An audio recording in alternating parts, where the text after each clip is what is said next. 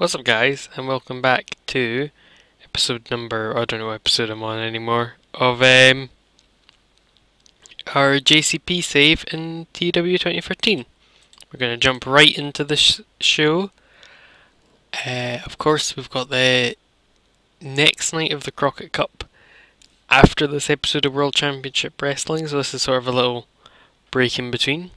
So in our opening contest on this episode of World Championship Wrestling, and a match that had some good action, but not much in the way of heat. Bobby Eaton defeats Owen Hart in 6:51 by pinfall and Alabama Jam.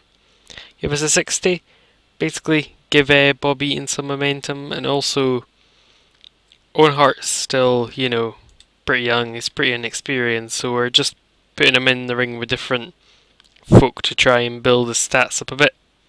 You know, build up his experience a bit before we start pushing up the card. But that's a good rating actually for what's essentially a squash match, so he's got a pretty decent future ahead of him. I bet they had solid in action, but not much of the way heat. Scott Hall defeated Kendall Windham in 10:07 by pinfall or Razor's Edge. I got 57.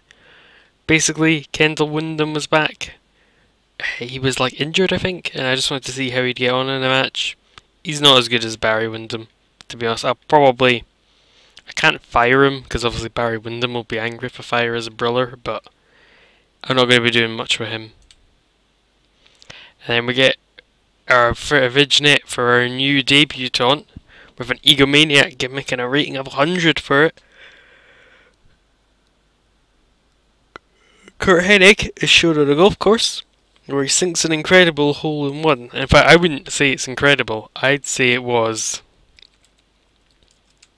perfect, because I'm going to have Kurt Hennig be Mr. Perfect. No, it's a WWE gimmick, but again, like the $1 Million Man, he was perfect. That's it. Get ready for every match with Hennig to have about 1 million perfect based puns. Same where he's going to show off how perfect he is, because in a match that had some good action, but not much in the way of heat, Kurt Hennig defeated Dory Funk 10:01 by pinfall with a Pennigplex. During the match we had Lex Luger come out and distract Dory Funk. And they have really great chemistry, Kurt Hennig and Dory Funk Jr. So I got us a 65.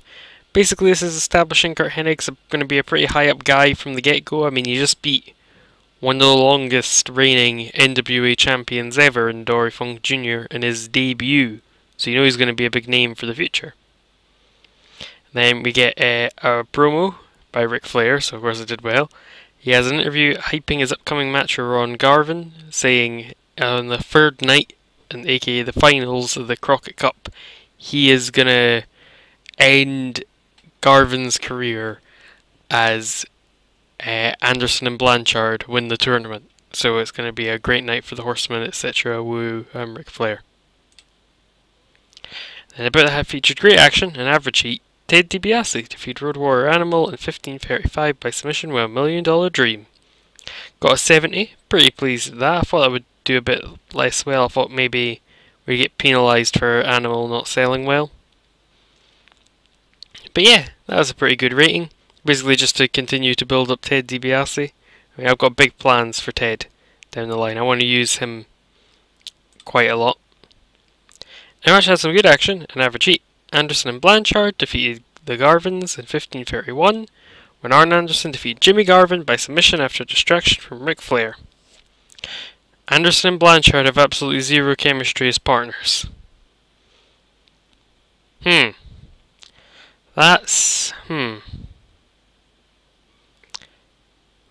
not an accurate statement. That is in fact the opposite of accurate.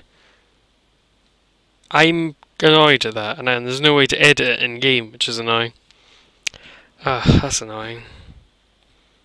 I wasn't planning on having them win the Crockett Cup, but it's still annoying, because I was going to use them together quite a bunch. It looks like the Horsemen aren't going to have a tag team anymore, because he also had terrible chemistry for Luger, from what I can remember.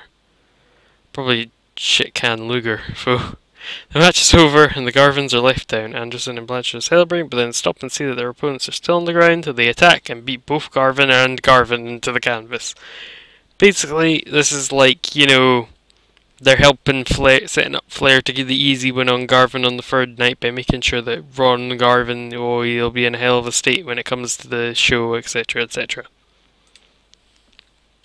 And then in our closing segment, Dusty Rhodes, he got a promo on Arn saying the Horsemen, they're up to no good, and at the Crockett Cup, if the superpowers meet the Horsemen, they're going to beat the crap out of them, etc., etc. I'm Dusty Rhodes, I'm awesome, son of a plumber, you know. And yeah, so that 79 rating, pretty good. So that gives us an overall rating of 69. Popularity is up in 9 regions, pretty good. Best section was the Flair promo, funnily enough. And then Arn's Dusty's promo even. So, I hope you enjoyed this short little episode of our JCP save. When we come back next time, we'll continue through the second of 3 nights of the Crockett Cup, where we'll progress all the way to I think it's just before the semi-finals, or it could just be the next round. I can't remember from the top of my head. I've got it planned out somewhere. But I hope you've enjoyed this episode. If you have, give us a like. If you want to see more of the stuff I do, lots of different stuff I do, hit the subscribe button. And I hope to see you in the next one.